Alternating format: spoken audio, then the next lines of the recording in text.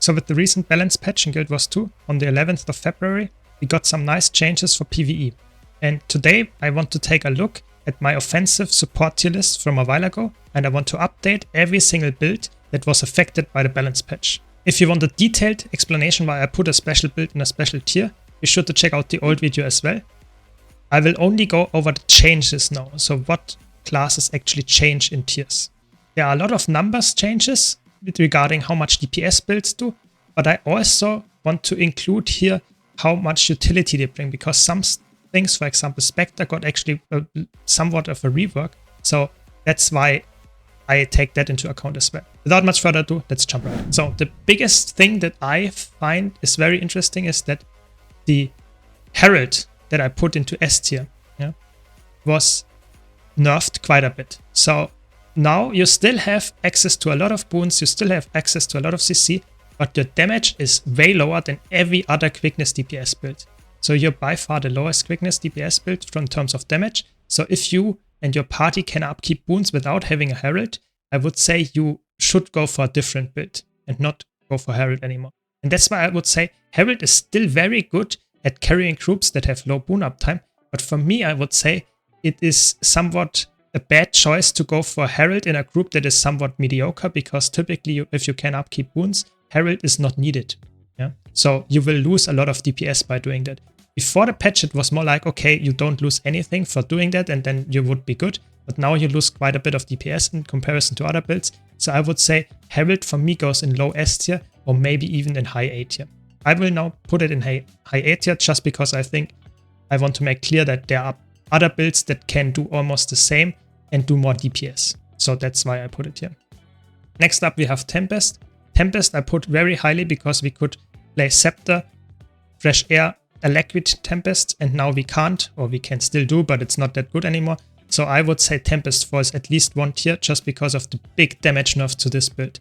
You can still play a Condit Alacrity Tempest or some kind of that, or even a Power Alacrity Tempest is fine, but they are less DPS and harder to play and not that crazy OP, broken and easy to play anymore as the old Tempest build. So I would say low A tier, maybe even high B tier. For me, high B tier is more like it. I want to make clear that this is a big DPS loss that we had. Next up, we have Scrapper. So Scrapper I put really low in contrast to the other builds here. So I would say even before the patch, I would make an argument to put Scrapper in A tier, because Scrapper has big utility, has nice quickness uptime and it's not that hard to play, nice damage, self-sustain, it's really good. And with the recent balance patch, we got some nice quality of life changes and it's actually even better. So I would say you could make an argument for putting it in low B tier just because the damage is nice, the quickness and the utility is really good. It's just an overall very good kit for a quickness support. So that's why I put it in low S tier, which is in my opinion deserved. So really not only the balance patch, but also my changed opinion on Scrapper. Then we have Mirage. Mirage I put really low just because it was not performing really well and is also quite gimmicky. Now, after the balance patch, it's still a little bit gimmicky because you have confusion damage and you have a very slow ramp up time, but the damage got buffed. That's good. And it's also, I would say, a decent build to play because it's not too hard and it performs quite consistent if you don't have too much phases. So I would say for me, I would put it in low B tier now. Just because of the damage buffs, it's a decent Alacrity provider. However, we have Chronomancer, and Chronomancer can do Alacrity and quickness, so I would say Chronomancer still stays in S tier, and therefore Mirage is low B tier, because why would you pick an Alacrity Mirage if you can play an Alacrity Chronomancer, which is way better, just straight up. So that's why low B tier, maybe high C tier, depends a bit on how you like the gimmick of Mirage dodging and stuff. But I would say it's actually quite easy. The Staff variant is not too hard to play, so that's why it's here. Then we have Bladesworn. Bladesworn actually is one, if not the highest Alacrity DPS right now. It reaches 30k DPS, which is really high for a DPS variant for offensive support, but is not that heavy in utility.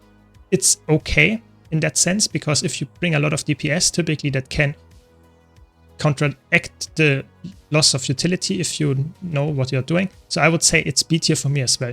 I think the high damage makes it B tier, but the utility is actually not really there. It's also a little bit hard to play because you're not hard to play in the sense the rotation is hard, but you need to know when your burst phases are and that kind of stuff, so that you don't miss your dragon triggers. If you miss your dragon triggers, if you don't have a target and stuff, that's really annoying. So that's why it's a little bit lower than other builds here, but it's still very, very good after the buffs. So that's why it's in B tier here. On the other hand, we have Berserker. Berserker, in my opinion, is now promoted to A tier because we have now easier access or better DPS with the condition quickness Berserker, and the power quickness Berserker is immense damage as well.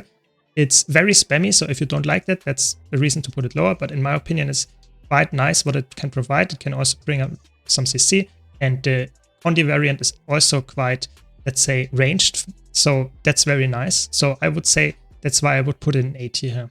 It's a decent pick. Not a lot of people actually play it, but it's a decent pick in my opinion. Then we have Untamed. Untamed is crazy good after the buffs. We can now use Spear. It's very good. It does a lot of DPS. It has some forced movement in it, but it has very high CC as well in the kit. It can bring utility if you need to. You can cleanse party members and that kind of stuff. It's quite nice.